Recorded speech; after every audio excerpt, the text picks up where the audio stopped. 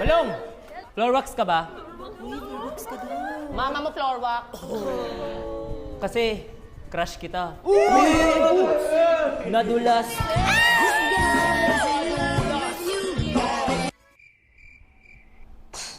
Weirdos.